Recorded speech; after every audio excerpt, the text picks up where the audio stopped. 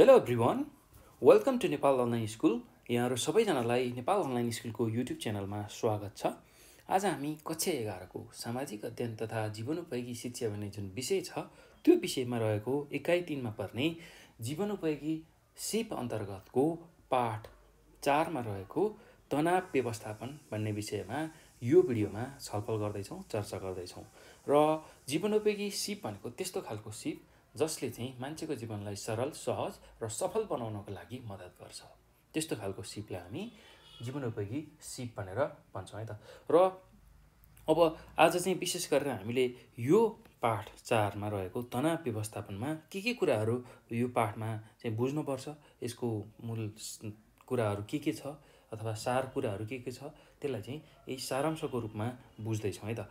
र विशेष गरेर हामीले के कुरा बुझ्नुपर्छ भन्ने बित्तिकै सर्वप्रथम त तनाव भनेको हामीले बुझ्नुपर्छ। तनाव व्यवस्थापनलाई बुझ्नु अगाडि तनाव भनेको के हो त्यो कुरा बुझ्नुपर्छ। र तनावलाई राम्रोसँग बुझ्यो भने तनाव व्यवस्थापन पनि कसरी गर्न सकिन्छ त्यो कुरा हामीले बुझ्न सक्छौँ। अब तनाव व्यवस्थापनको सारांशको रूपमा हामीले सुरुमा तनावलाई बुझ्नुपर्ने हुन्छ। तनाव भनेको व्यक्तिमा उत्पन्न हुने मानसिक दबावहरूको अवस्था हो। हरेक व्यक्तिमा उत्पन्न हुन सक्ने मानसिक दबावको अवस्था नै सामान्य अर्थमा बुझ्दाखेरि तनाव हो भनेर हामीले भन्न सक्छौँ। अब अर्को कुरा चाहिँ वातावरणमा आएका परिवर्तनका कारण व्यक्तिमा देखिएको शारीरिक तथा मानसिक परिवर्तनको स्थिति नै तनाव हो भनेर हामीले यसलाई व्याख्या गर्न सक्छौँ। वातावरणमा आएको जुन परिवर्तनहरू छ त्यो परिवर्तनको कारणले चाहिँ के हुन्छ भन्दाखेरि व्यक्तिको शरीरमा, मनमा देखिने जुन परिवर्तनको स्थिति छ त्यसलाई चाहिँ हामी तनाव भनेर भन्न सक्छौँ है त। अब यो तनाव बुझिसकेपछि अब तनाव व्यवस्थापन भनेको के हो हामीले त्यसलाई बुझ्न सक्छौँ। तनाव हुन नदिनु नै प्रमुख तनाव व्यवस्थापन हो भनेर हामीले बुझ्नुपर्ने हुन्छ है त। कुनै पनि कुराको तनाव हुन नदिनु, त्यस्तो खालको चाहिँ वातावरण अथवा अवस्था सिर्जना हुन नदिनु नै प्रमुख तनाव व्यवस्थापन हो भनेर हामीले लेख्न सक्छौँ है त। त्यो कुरा बुझ्न सक्छौँ। तनाव व्यवस्थापन भन्ने बित्तिकै तनावै हुन नदिने अवस्थालाई हामीले बुझ्न सक्छौँ। अब त्यसमा चाहिँ दुईवटा कुराले फरक पर्छ। एउटा त अवस्था र परिस्थितिलाई नै त्यही अनुसार आफैले सिचुएसनलाई त्यही अनुसार आफूले कन्ट्रोल गर्दै जाने अथवा सिचुएसन नै त्यस्तो खालको निर्माण गर्ने, आफूले बनाउने, त्यस्तो खालको सिचुएसन बनाउने। अर्को भनेको जस्तोसुकै परिस्थिति भयो भने मनस्थितिलाई राम्रो बनाएर चाहिँ तनावलाई हामीले व्यवस्थापन गर्न सक्छौँ। जस्तोसुकै समस्या आयो भने मनस्थिति चाहिँ राम्रो हुनु पर्यो, अर्थात् सकारात्मक भाव हुनु पर्यो। तनाव लिने खालको वातावरण हुनु भएन र सहज रूपमा सबै चिजलाई स्वीकार गर्न सक्ने जुन क्षमता छ त्यसलाई बढाइयो भने हामीलाई तनाव हुँदैन है त। त्यो कुरा हामीले बुझ्नुपर्छ। अब अर्को कुरा, तनावलाई चाहिँ कसरी व्यवस्थापन गर्न सकिन्छ भन्दाखेरि उच्च महत्त्वाकांक्षा, एकदमै महत्त्वाकांक्षा, ठुलो महत्त्वाकांक्षा, त्यस्तै गरी अव्यवस्थित जीवनशैली, खानपान, सरसफाइ, मनोरञ्जन, आराम, निन्द्रा, लवाइ खुवाइमा राम्रो ध्यान पुर्यायो भने हामीलाई तनाव हुँदैन। हामीले खानेकुरा, त्यसै गरी निन्द्रा, आराम र लवाइ खुवाइ, हामीले लाउने लुगा, वेशभूषा, हाम्रो अव्यवस्थित जीवनशैलीलाई व्यवस्थित बनायौँ र उच्च महत्त्वाकांक्षालाई त्याग्यौँ भने हामीलाई कुनै पनि कुराको तनाव हुन सक्दैन। यति कुरा हामीले यसमा बुझ्नु पर्यो है त। अब अर्को भनेको जे हुन्छ त्यसलाई समयको अगाडि स्वीकार गर्दै काम गरियो भने तनावबाट मुक्ति मिल्ने भनेको छ। अथवा यो भन्नुको मतलब हाम्रो अगाडि जस्तोसुकै परिस्थिति आओस्, जेसुकै होस्, त्यो अवस्थामा पनि हामीले के कुरा ख्याल गर्नुपर्छ भन्दा यो त प्राकृतिक कुरा हो, यसरी यो कुराहरू हुन्छन् र त्यसलाई सहर्ष स्वीकार गर्ने गरी चाहिँ त्यसलाई सहर्ष स्वीकार गर्ने एउटा मनस्थिति हामीले बनाउनुपर्छ। त्यो गरियो भने र त्यही अनुसार काम गर्दै अगाडि बढियो भने हामीलाई कुनै पनि प्रकारको तनाव हुँदैन, कुनै पनि तनाव हामीले झेल्नु पर्दैन है त। र यसरी चाहिँ हामी तनावबाट मुक्त हुन सक्छौँ भनेर बुझ्न सकिन्छ। अब तनाव व्यवस्थापनको लागि गर्न सकिने चाहिँ सकारात्मक कुराहरू के हुन्छ त्यो बारेमा पनि थोरै चर्चा गरौँ है त। तनाव व्यवस्थापनको लागि गर्न सकिने सकारात्मक कुराहरू के हुन सक्छन् भन्दाखेरि पहिलो काम के हुनसक्छ भन्दा 3 पटक लामो श्वास लिने र श्वास प्रश्वासको क्रियाले चाहिँ हाम्रो भइरहेको तनावलाई घटाउन एकदमै महत्त्वपूर्ण भूमिका खेल्छ। त्यसमा लामो सास चाहिँ फेर्ने, 3 पटक होइन त्योभन्दा बढी पटक पनि हामीले चाहिँ लामो सासहरू लियो भने हामीमा तनाव घट्दै जान्छ है त, त्यो कुरा ख्याल गर्नु पऱ्यो। त्यस्तै दोस्रो भनेको साथी शिक्षकसँग घुलमिल हुने र कुराकानी गर्ने। हामीलाई एकदमै बढी तनाव भएको छ भने आफ्नो मनको कुराहरू चाहिँ बुझ्ने खालको व्यक्तिसँग त्यसलाई सेयर गर्ने। त्यसरी चाहिँ कुराकानी गरियो र आफ्नो मनका भावनाहरू पोखियो, चाहिँ दुःखहरू पोखियो भने त्यसबाट पनि एक किसिमको तनाव कम हुन पुग्छ है त। त्यस्तै अर्को भनेको पछाडिबाट गन्ती गर्दै आउने। जस्तै कि तपाईँहरूलाई तनाव भएको छ भने अब 1000बाट तलतिर यता गन्दै आउनु पऱ्यो। 1000, 79, 98 यसरी चाहिँ आउनु पऱ्यो है त। 1000, 999, 998 हो, यो रीतिले आउनु पऱ्यो है त। त्यसै गरी 100बाट उल्टो गने पनि भयो। 100, 79, 98, 97, 96, 95, 94, 93, 92, 91, 90 यसरी चाहिँ आउन नै सकिन्छ है त। त्यस्तै अर्को भनेको गीत सङ्गीतहरू सुन्ने, आफूलाई मनपर्ने खालको गीतहरू सङ्गीतहरू सुन्ने। त्यस्तै योग ध्यानहरू गर्न सकिन्छ, योगाहरू गर्ने, ध्यान गर्ने केही समय। त्यस्तै अर्को भनेको चित्र बनाउन सकिन्छ, तनावलाई व्यवस्थापन गर्न आफूले जानेको अनुसार आफूलाई रुचि भएको चित्रहरू कोर्ने। फुलको बनाउन सकियो, देवताहरूको चित्र बनाउन सकियो, त्यसै गरी जनावरहरूको चित्र बनाउन सकियो। हो, यस्तो खालको कार्यहरू गर्न सकिन्छ।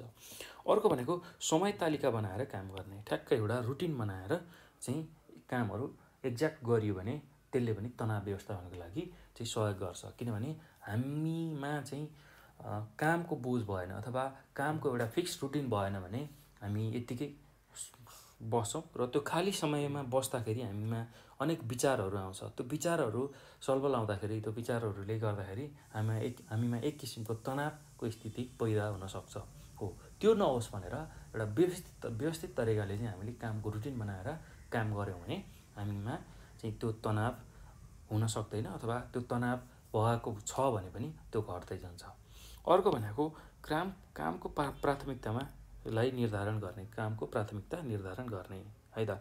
यो गरियो भने तनावलाई हामीले व्यवस्थापन गर्न सक्छौँ। अर्को भनेको लक्ष्य निर्धारण गर्ने, मेरो जीवनको उद्देश्य के हो, म के बन्न चाहन्छु, म के गर्न चाहन्छु, म यहाँ किन आएको हो, मेरो के काम छ। हो, यो लक्ष्य हामीले निर्धारण गऱ्यौँ र त्यही अनुसार अगाडि बढ्दै गयौँ भने पनि हामीलाई तनाव हुन पाउँदैन। त्यस्तै अर्को भनेको तनाव भएको छ भने दृश्य अवलोकन गर्ने, जस्तै कि जङ्गलहरू, हरियाली, जुन प्राकृतिक वातावरण छ, सकिन्छ भने झरना, खोला नालाको आसपास छ भने त्यो कुराहरूको अवलोकन गर्ने, हिमालहरू हेर्ने, पहाडहरू हेर्ने, हरियालीतिर हेर्ने, त्यो गरियो भने पनि तनाव कम हुँदै जान्छ। त्यस्तै अर्को भनेको पुस्तक या पत्रपत्रिका पढ्ने, आफूलाई रुचि भएको पुस्तकहरू चाहिँ हेर्न सकिन्छ, पढ्न सकिन्छ है त। त्यो गरियो भने पनि तनाव हामीले व्यवस्थापन गर्न सक्छौँ। अर्को भनेको खेल खेल्ने, आफूलाई मनपर्ने खालको खेल खेल्ने, चाहे त्यो इन्डोर गेम होस् चाहे आउटडोर गेम होस्, त्यो घरमै बसेर खेल्न सकिने खालको खेल होस् अथवा घर बाहिर चौरमा गएर खेल्न सकिने खेलहरू हुन्छन्, त्यसलाई खेल्न सकिन्छ। त्यस्तै अर्को भनेको समर्पणको भावना, समर्पणको भावना, सबै कुरा चाहिँ समयअनुसार नै भइरहेको छ, सबै कुरा राम्रै नै हो, राम्रोकै लागि हुन्छ भन्ने कुरा चाहिँ एउटा समर्पण भाव, सबै कुरा चाहिँ हुनुमा एउटा न एउटा कारण छ, त्यो कारणले गर्दाखेरि नै सबै कुराहरू भइरहेको छ, सबै कुराहरू प्राकृतिक हुन्, सबै कुराहरू समयअनुसार परिवर्तन हुँदै जान्छन्, म पनि परिवर्तन हुँदै जान्छु, समयअनुसार चाहिँ ब्रह्माण्डको सबै कुराहरू परिवर्तन हुँदै जान्छ, यो प्रकृतिको नियम हो, सृष्टिको नियम हो भन्ने यस्तो खालको समर्पण भाव हामीमा हुनु पर्यो। किनभने हामी पनि कुनै समय बच्चा थियौँ, अहिले वयस्क छौँ, पछि वृद्ध हुन्छौँ र यसै गरी सम्पूर्ण चक्रहरू सबै चिजमा चल्ने भएको हुनाले, जीवित प्राणीमा यसै गरी यो चक्र चल्ने भएको हुनाले यो सबै चाहिँ प्राकृतिक कुरा हो, ब्रह्माण्डमा हुने प्राकृतिक कुरा अन्तर्गत पर्दछ भनेर हामीले सहर्ष त्यसलाई चाहिँ स्वीकार गर्ने समर्पणको भावना ल्यायौँ भने हामीलाई कुनै पनि तनाव हुँदैन। यो कुरा हामीले ख्याल गर्नुपर्छ। अब अर्को भनेको प्रतिरोध, कुनै पनि जुन कुराहरू छ हो त्यो प्रतिरोध कस्तो खालको कुरामा चाहिँ गर्ने भन्दाखेरि तनाव उत्पन्न गर्ने जुन वस्तुहरू छ त्यो प्रति हामीले चाहिँ प्रतिरोध गर्नुपर्छ। व्यक्ति तथा परिवेशप्रति बदला दिई तनावलाई नियन्त्रण गर्ने चाहिँ यो एउटा एकदमै राम्रो विधि हो। यस विधिमा चाहिँ विशेष गरेर तनाव उत्पन्न गर्ने कारकप्रति नै रिस पोख्ने मुड्कीले हिर्काएर प्रतिवाद गर्ने, जस्तै कि कुनै चिजले मलाई रिस उठायो अथवा कुनै चिजप्रति मसँग चाहिँ रिस छ, क्रोध छ भने मैले त्यसलाई शान्त गर्न अब कसरी सकिन्छ भन्दाखेरि कुनै चिजमा त्यो रिस पोख्न सकिन्छ अथवा जोडले कराउन सकिन्छ एक्लो कोठामा बसेर कसैलाई डिस्टर्ब नहुने गरी, अथवा रुन सकिन्छ, कराउन सकिन्छ, अथवा त्यो रिसलाई हाँसोमा बदल्न सकिन्छ, अट्टासको हाँसो हाँस्न सकिन्छ। हो यसरी चाहिँ प्रतिरोध गर्न सकिन्छ है त। ल अब भौतिक रूपमा चाहिँ दारा किट्ने त्यो तनावलाई कम गर्नको लागि चाहिँ एकदम जोडले चिच्याउने, जसले चिच्याउँदा कसरी चिच्याउनु पऱ्यो भने अरू कसैलाई डिस्टर्ब हुनु भएन, हो त्यसरी चाहिँ प्रतिरोधहरू गर्न सकिन्छ। अब अर्को भनेको सम्झौता। यो चाहिँ दीर्घकालीन रूपमा चाहिँ तनाव व्यवस्थापन गर्ने सम्झौता चाहिँ त्यो खालको तरिका हो है। दीर्घकालीन रूपमा चाहिँ तनाव व्यवस्थापन गर्ने तरिका हो। यसमा तनाव व्यवस्थापनको लागि व्यक्तिले आफ्नो शैलीगत, त्यसै गरी आचरणगत र व्यवहारजन्य गतिविधिमा चाहिँ सम्झौता गरी सोही अनुसार कार्यहरू प्रस्तुत गर्दै अगाडि बढ्नुपर्छ है त। र सम्झौता गर्ने, अब मेरो बानी नै यस्तो छ, म रिसाउँछु चाँडो भनेर त्यो सम्झौता गर्ने र म सकभर अब रिसाउनुहुन्न, म चाहिँ एकदम शान्त भएर बस्नुपर्छ, रिसले मलाई छुन सक्दैन भन्ने त्यो एउटा भावना लिएर सम्झौता गर्दै अगाडि बढ्न सकिन्छ है त। ल यति कुरा चाहिँ हामीले गर्न सक्छौँ है। अब यो गरियो भने चाहिँ के हुन्छ भन्दा हामी तनावलाई व्यवस्थापन गर्न सक्छौँ। ल यति कुरा तपाईँहरूले यो पाठमा जान्नु पर्यो। यो पाठमा यसको मूल भावको रूपमा यति कुराहरू तपाईँहरूले बुझ्नु पर्यो है त। अब यो पछि चाहिँ हामीले यो जुन पाठमा छ, यो पाठमा सोध्न सक्ने खालको जुन सम्भावित प्रश्नहरू चाहिँ अब हेर्दैछौँ। सम्भावित प्रश्नहरूमा पहिलो प्रश्न के रहेको छ भन्दाखेरि, र पहिलो प्रश्नमा हामीलाई के सोधेको छ भन्दा द्वन्द्व भनेको के हो भनेर सोधेको छ।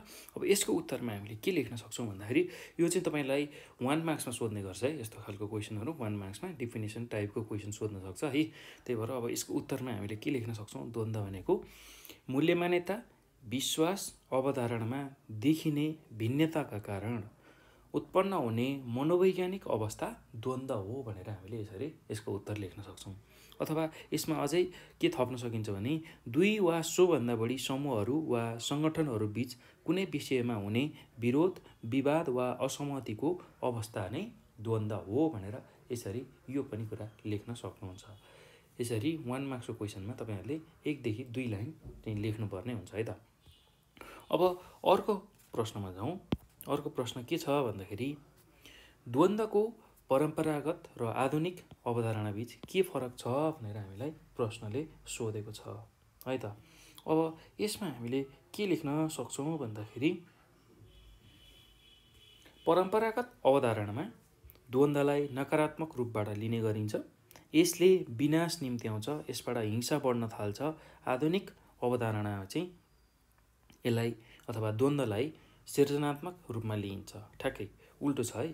परम्परागत रूपमा चाहिँ द्वन्द्वलाई नकारात्मक रूपमा लिने गरिन्थ्यो भने यसलाई चाहिँ सृजनात्मक चाहिँ रूपमा चाहिँ आधुनिक अवधारणामा लिने गरिन्छ द्वन्द्वलाई है त।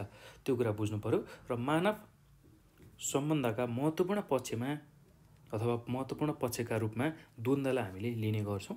द्वन्द्व स्वाभाविक र सृजनात्मक हुन्छ। यसलाई सामना गर्नुपर्दछ र समाधानका उपाय सोच्नुपर्दछ। 2 वा 2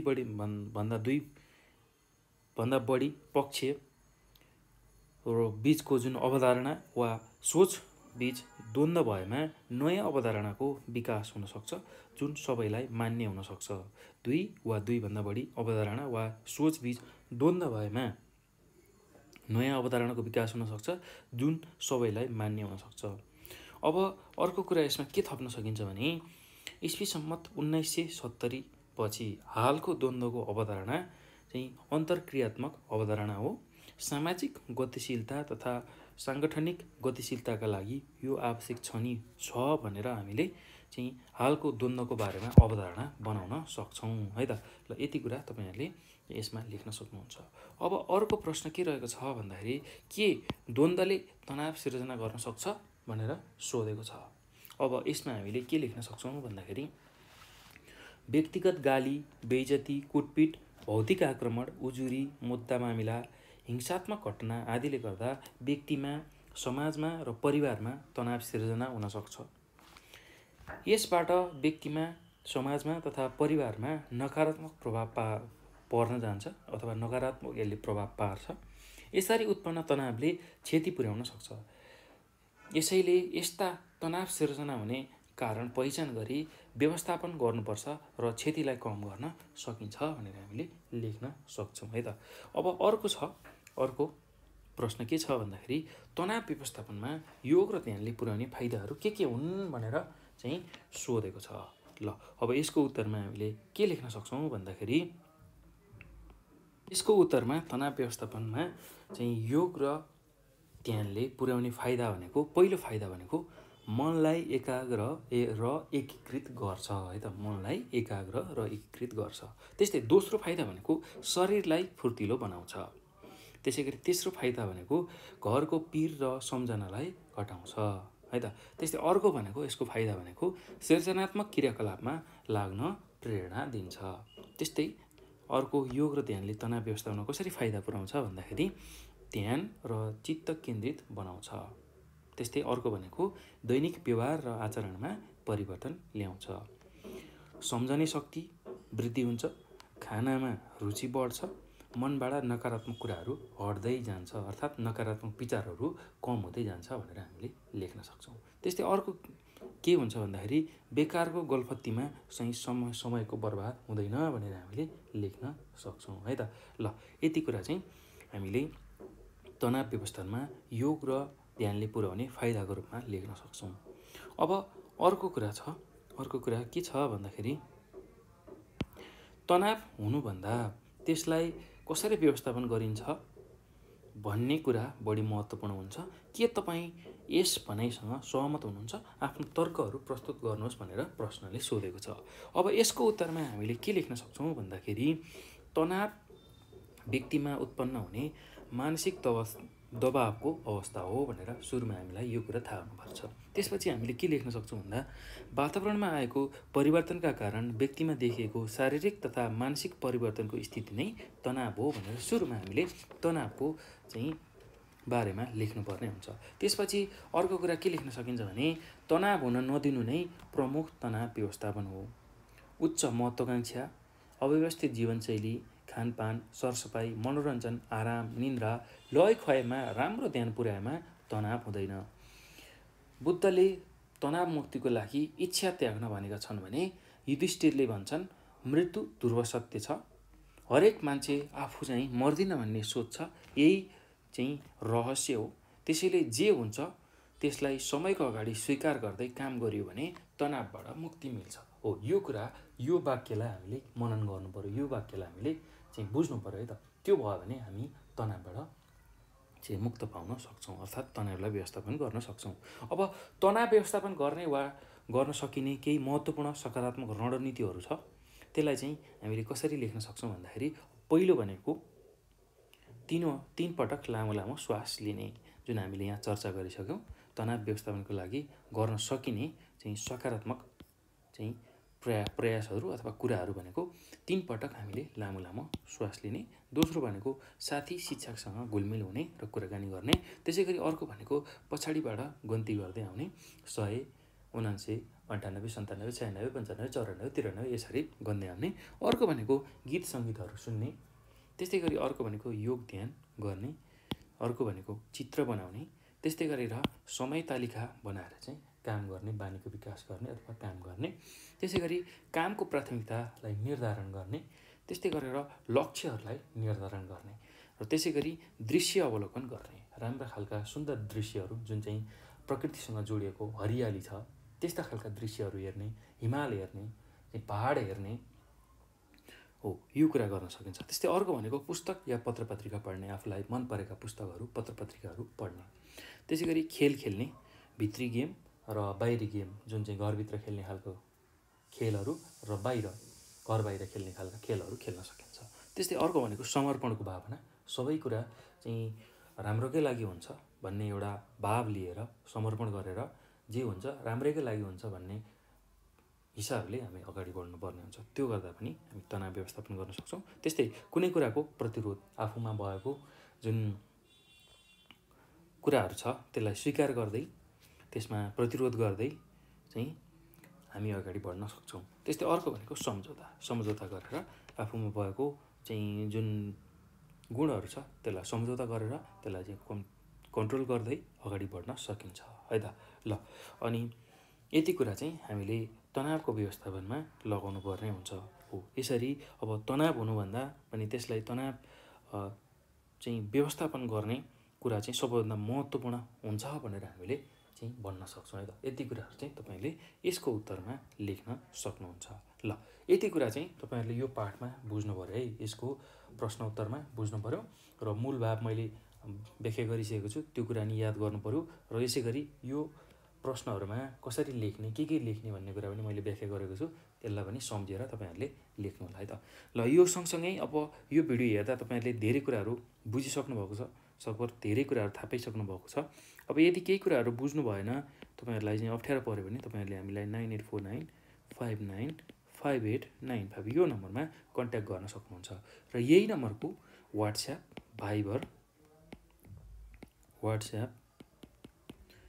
भाइबर, टेलिग्राममा हामीलाई मेसेज गर्न सक्नुहुन्छ अथवा कल गर्न सक्नुहुन्छ। र साथसाथै नेपाल अनलाइन स्कुलको तपाईँहरूले फेसबुक र टिकटकलाई पनि फलो गर्न सक्नुहुन्छ है त। र साथसाथै हाम्रो युट्युब च्यानललाई पनि तपाईँहरूले चाहिँ सब्सक्राइब गर्नुहोला र नजिकैको बेल आइकन पनि तपाईँहरूले दबाउन सक्नुहुन्छ। त्यो गर्नुभयो भने तपाईँहरूलाई चाहिँ हामीले अपलोड गर्ने जुन भिडियोहरू छ सबैभन्दा पहिला आउँछ, जानकारी हुन्छ र तपाईँहरूले चाहिएको कुराहरू सजिलै हेरेर पढ्न सक्नुहुन्छ है त। ल यो भिडियो हेरिसकेपछि सबै साथीहरूलाई सेयर गर्नुहोला, लाइक गर्नुहोला, कमेन्ट गर्नुहोला र च्यानललाई सब्सक्राइब गर्नुभएको छैन भने सब्सक्राइब गर्नुहोला। यति भन्दै यो भिडियोबाट म बिदा हुन्छु। तपाईँहरूको दिन शुभ रहोस्, समय शुभ रहोस्। धन्यवाद।